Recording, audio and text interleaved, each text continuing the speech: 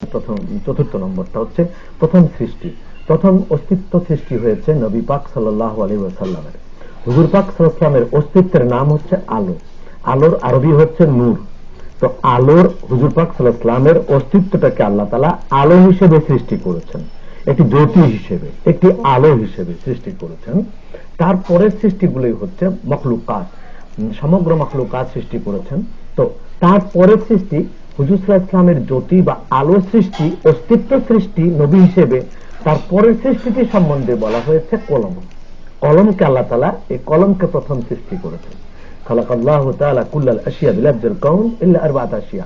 চারটা জিনিস ছাড়া বাকি সব জিনিসকে আল্লাহ হুকুম দিয়ে সৃষ্টি করেছেন। চারটার মধ্যে একটা হচ্ছে কলম, আরশ, বাবা আদম, আর আটটা বেহেশতের একটি, এই চারটি। তো এই চারটার মধ্যে কলমকে প্রথম আল্লাহ তাআলা সৃষ্টি করেছেন। কলমের নিচে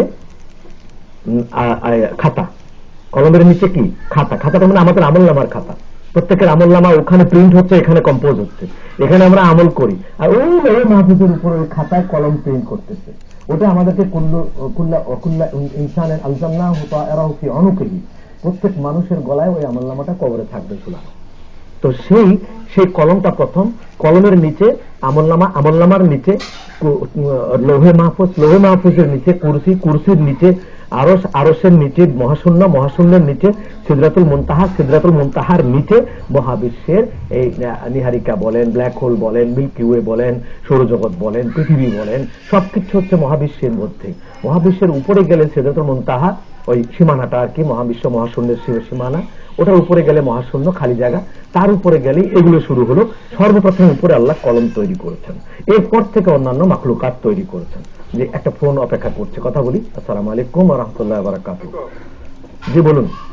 আমি মোহাম্মদ রফিক, নয়াপল্টন এলাকা থেকে বলছিলাম। জি, আমি যেটা প্রশ্ন সেটা হলো আমাদের যে তাবলিগ যে জিনিসটা বলে, এটা আমি যতটুকু জানি এটা হলো আপনার অমুসলিমদের জন্য, আর মুসলিমদের জন্য হলো তালিম। কিন্তু এটা কতটুকু সঠিক? আমাদের যেভাবে একদল আমাদেরকে ডাকতেছে, ওটা কি আমরা ওইভাবে যাব, না আমরা অন্য লাইনে যাব? আমরা কোথায় যাবো আমরা নিজেরা বুঝতে পারছি না। এটার ব্যাপারে যদি একটু সঠিক সিদ্ধান্ত দিতেন ভালো হতো। ধন্যবাদ। হ্যাঁ, আপনি যে কথাটা বলেছেন একবারই সত্য কথা। মুসলিমের কাছে হচ্ছে তাবলিগ, তাবলিগ মানে পৌঁছানো। কি পৌঁছাবে? লা ইলাহা ইল্লাল্লাহ মুহাম্মাদুর রাসূলুল্লাহ, এই কলেমার আবেদনটা পৌঁছাবে। কলেমার অর্থ কি চাচ্ছে কলেমা, এটা পৌঁছাবে। যে লা ইলাহা ইল্লাল্লাহ পড়ে না এবং এই মুসলিমের কাছে পৌঁছাবে, এটার নাম হচ্ছে তাবলিগ। যখন লোকটা ইসলাম কবুল করে ফেললো, তখন তার জন্য তাবলিগ নেই, তখন তার জন্য হচ্ছে তালিম, প্রশিক্ষণ, শিক্ষা। যেমন নামাজ, নামাজের জন্য অত দরদ নাই যে নামাজ পড়েন ভাই, আল্লাহর হস্তে দয়া করি ভাই, না। নামাজ তো ফরজ, নামাজ পড়াতে হবে চাবুক মেরে, আল্লাহর হুকুম। আমাদের দেশের কথা ভিন্ন, আমাদের দেশ না মুসলমান, না হিন্দু, না কাফের, না বৌদ্ধ, না খ্রিস্টান, কোনোটাই না, নন রিলিজিয়ান দেশ। ধর্ম বলতে কিছু এখানে নাই, আর যেটাকে আমরা বলি ধর্ম নিরপেক্ষ। তো নিরপেক্ষ তো না, যত দোষ নন্দ ঘোষ। নিরপেক্ষ তো নাই, যত দোষ সব ইসলামের দোষ। মেয়েরা ধর্ষিত হচ্ছে রাস্তায়, ইসলামের দোষ। বড় আগুন ধরলো, ইসলামের দোষ। মানে যত বুদ্ধিজীবীদের কাজ এ দেশের, যে সমস্ত দোষগুলাকে কি করে ইসলামের উপরে চাপিয়ে দেওয়া যায়, তো এটা আমরা দেখে আসতেছি, কিন্তু বলার এটা কিচ্ছু নাই, শুধু সইতে হবে। আপনি বুঝেন। এখন তালিম হচ্ছে প্রশিক্ষণ। এখন প্রশিক্ষণ দিলে, প্রশিক্ষণ কিসে, কিভাবে নামাজ পড়বেন, কলেমা কি চায়, কলেমা নামাজ চায়, কলেমা রোজা চায়, কলেমা হজ চায়, আপনি কিভাবে হজ, সেটা কলেমা পর্দা চায়, কিভাবে পর্দা করবেন, কিভাবে হজ করবেন, এগুলোর নাম হচ্ছে তালিম। কিন্তু ওরা যেটা করতেছে, ঘুরে বেরিয়ে বেরিয়ে মসজিদে মসজিদে মসজিদে মসজিদে দিচ্ছে, ওটা হলো তালিম। তালিম বলতে পারে ওরা যে আমরা ইসলাম শিখাবো, তাবলিগ বলতে পারে না। তো আল্লাহর দিন পৌঁছাবে কার কাছে? তাহলে তাদের ভাষায় কি বোঝা যাচ্ছে? আমরা আর বাদ বাকি যারা নামাজি আছি, আমরা ইসলাম মুসলমান না, ওনারা মুসলমান। নাহলে তাবলিগ করবে কেন? তাবলিগ না বলে তালিম বলতো।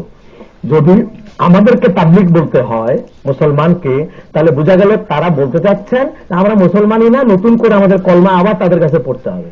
এটা কি অর্থ বোঝায় না?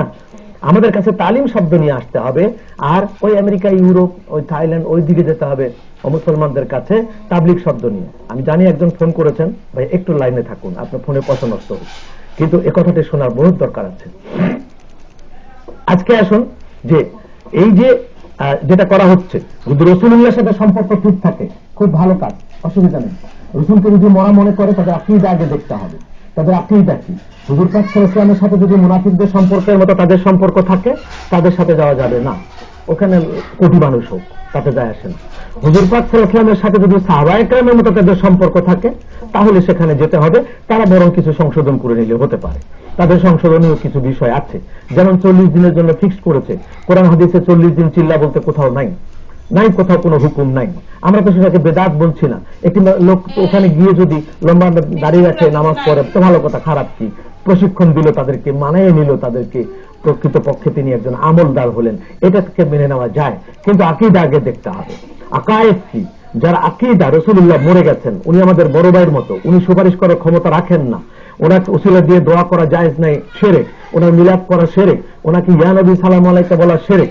এইসব আকীদা যদি হয়, তো তারা আরো কিছু করুক না কেন, ওগুলো কোনো মূল্য নাই। কিয়ামতের দিন ওই আবু জেহেলের কাতার। সেই জন্য আকীদা হলো প্রথম, তারপরে হচ্ছে আমল। আমরা আজকে বলি নামাজ পড়েন হুজুর, রোজার কথা বলেন, নামাজের কথা বলেন, এগুলো অনেক পরে পরে পরে পরে পরে। রাসূলুল্লাহ বলেছেন আল ঈমানু হা হুনা, এটাকে আগে ঠিক করো। রাসূলুল্লাহর সাথে এবং আল্লাহর সাথে সম্পর্কটা কি, বন্ধনটা কি? রাসূলের সাথে বন্ধনটা যদি ঠিক হয়ে যায়, সবগুলো সোনায় সোহাগা। রাসূলের সাথে বন্ধন যদি ঠিক না থাকে, সবগুলো বেকার খড়কুটো, আর জ্বালিয়ে দেবার মতো কোনো কিছু নয়। এরকম বহু বহু পরস্কার দেখা গেছে পৃথিবীতে, যে রাসূলের সাথে সম্পর্ক না থাকার কারণে আল্লাহ তার জানাজা হারাম করে দিয়েছেন, তার কবর জিয়ারত হারাম করে দিয়েছেন, তাকে মুনাফিক ডেকেছেন, তাকে কোরআন শরীফে মালাউন বলা হয়েছে, লাআনাল্লাহু আলাইহি, আল্লাহ তাআলা তাকে লানত করেন, কথা বলা হয়েছে শুধু রাসূলের সাথে সম্পর্ক ভালো না থাকার কারণে। এজন্য মুনাফিকদের সম্পর্ক হুজুরের সাথে ভালো ছিল না, কাফেরদের সম্পর্ক ভালো ছিল না। আদারওয়াইজ তারা আল্লাহকে স্বীকার করত, তারা আখিরাত মানত, তারা বলতো আমিনান নাসি মান ইয়াকুলু আমান্না বিল্লাহি ওয়া বিল ইয়াউমিল আখির, আমরা এই আখিরাত মানি, আল্লাহ মানি। মুহাম্মদের সাথে আমাদের সম্পর্ক খারাপ, তাতে কি হয়েছে? আল্লাহ বলছে ওয়া মা হুম বিমুমিনিন, না না না না, মুহাম্মদের সম্পর্কটা তো আমার আগে দরকার। সুতরাং লা ইলাহা ইল্লাল্লাহ মুহাম্মদুর রাসূলুল্লাহকে এমনি লাগাইনি আমি আরশে মুহাম্মদের নাম এমনি দেইনি, বেহেশতে মুহাম্মদের নাম এমনি দেইনি, বেহেশতের দরজা জানালায় মুহাম্মদের নাম এমনি লিখি নেই, নামাজের মধ্যে মুহাম্মদকে এমনি রাখি নেই, আযানের মধ্যে মুহাম্মদকে এমনি রাখি নেই, ইকামতে মুহাম্মদকে এমনি রাখি নেই, এমনি মুহাম্মদুর রাসূলুল্লাহকে রাখি নেই। কাবা ঘরের গিলাফের মধ্যে মুহাম্মদের নাম আছে, কাবা ঘরের পাত্রের মধ্যে মুহাম্মদের নাম আছে, আল্লাহর নাম আছে, সেগুলো এমনি রেখেছি আমি। মুহাম্মদুর রাসূলুল্লাহকে বাদ দেওয়ার কোনো সুযোগ নেই। সেই জন্য হুজুরের সঙ্গে তাদের সম্পর্ক ভালো, তাদের দলে যাওয়া যাবে, আদারওয়াইজ ঠিক হবে না যাওয়া। জি বলুন ভাই, লাইনে আছেন অনেক।